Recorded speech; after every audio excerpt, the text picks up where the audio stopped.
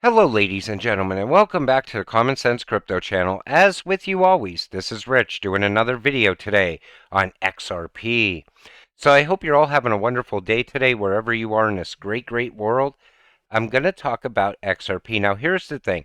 It's Sunday. I wanted to put a feel-good video together for all of you because there's been so much turmoil in crypto, and I want to look at something other than what's going on with FTX. We'll get back into that tomorrow on Monday. We'll let the dust settle a little bit more. But now people are starting to talk about a government buyback again. And I figured since it's Sunday, we'll talk about this.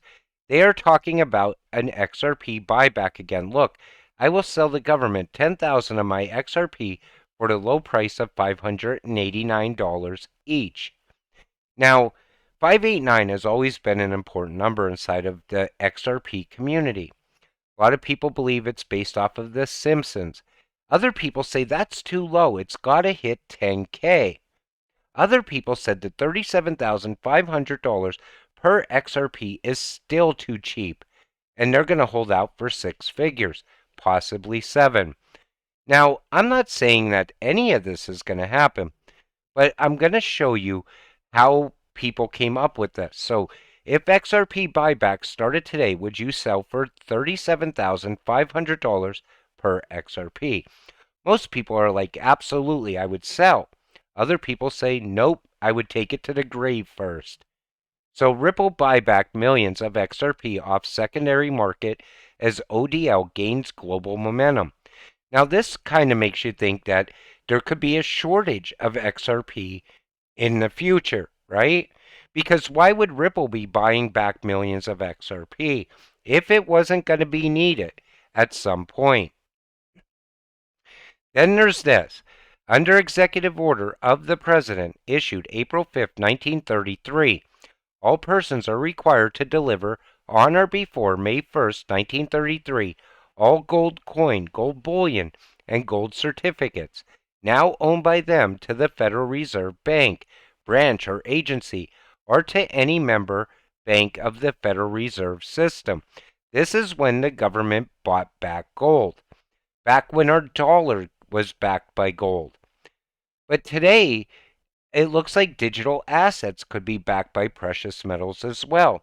So that would definitely push the price of XRP up. Then there's this. If the Federal Reserve does not accept the buyback proposal by Valhil Capital, then it will likely be similar to the Executive Order 6102 in 1933 when the U.S. government bought up all the gold. But executive orders end at our borders. What about the people overseas that hold XRP in other countries? They would not have to follow the executive order at all.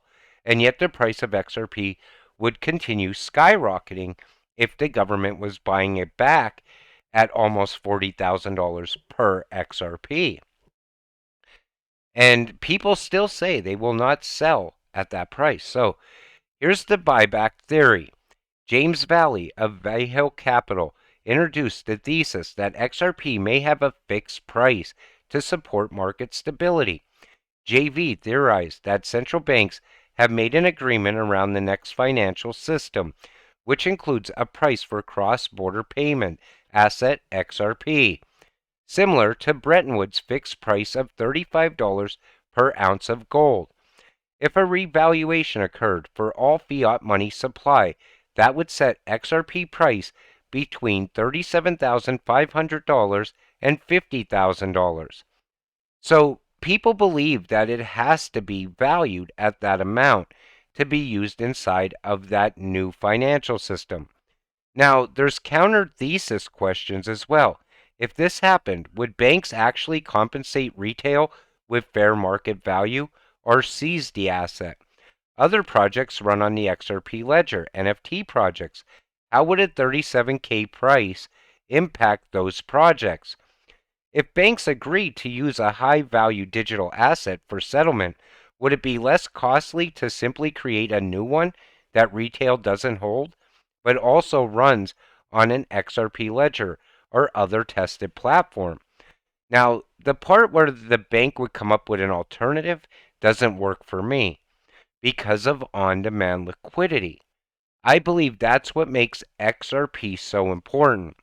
So, could XRP holders be offered a token buyback? David Schwartz stated that the ecosystem works best if XRP is high in value. We've seen that before.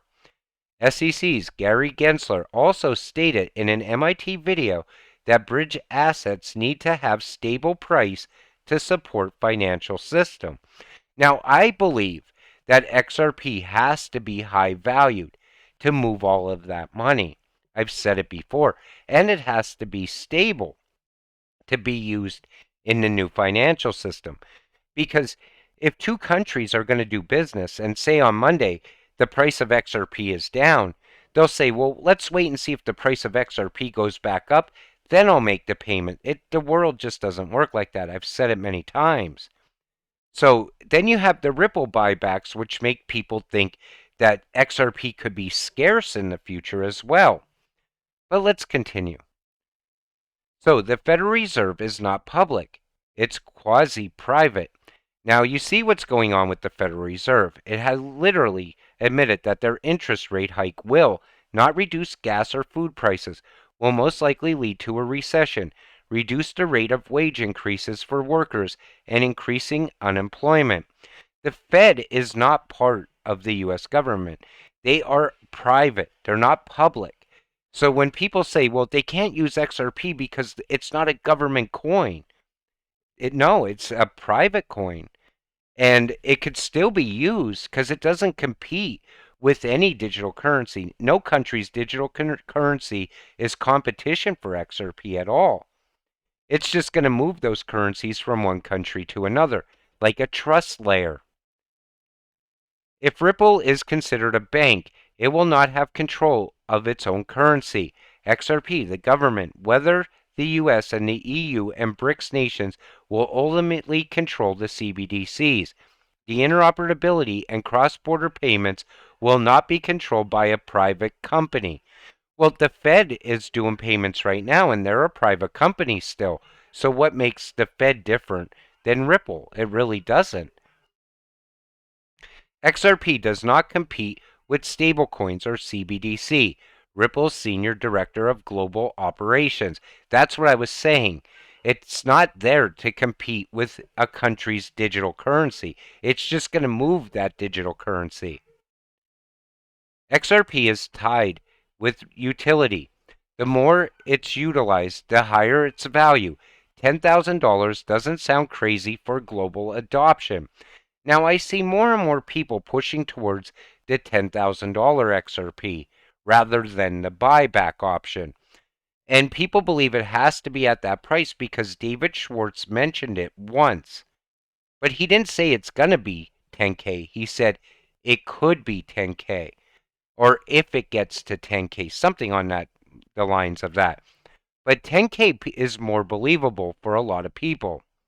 So the European Central Bank announced in October of 2022 that the launch of new real-time gross settlement system and T2 are rescheduled from the 21st of November of 2022 to March 20th of 2023.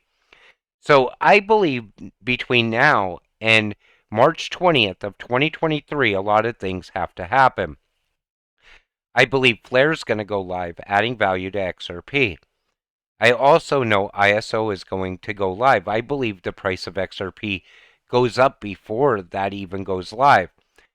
Then you have the SEC lawsuit, which is supposed to be fully wrapped up by March of 2023.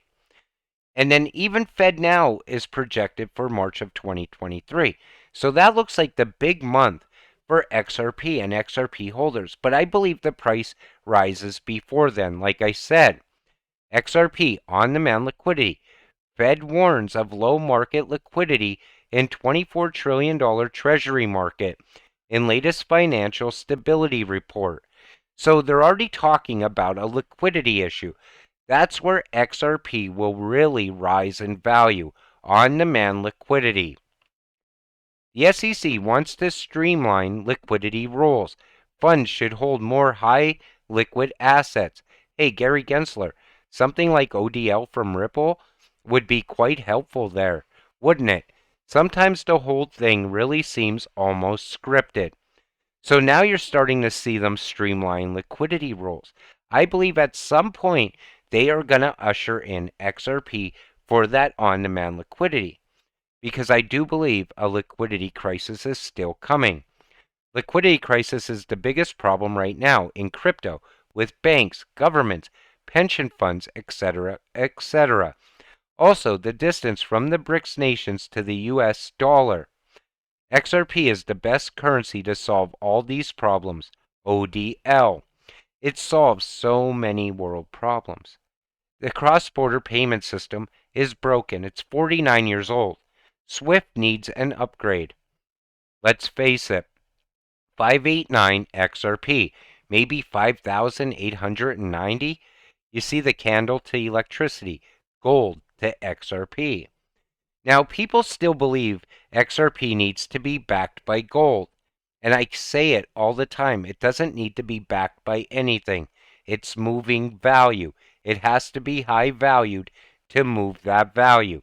And we're starting to see the world resort back to backing currencies by gold. Even the US has talked about it. So good chance we take off before the court case is over. You don't want to miss the run-up. 589 XRP is just a joke, right? I'm not waiting to find out. And that's the thing. We don't know how high the price of XRP is going to go. I don't want to be on the sidelines, though, when it happens.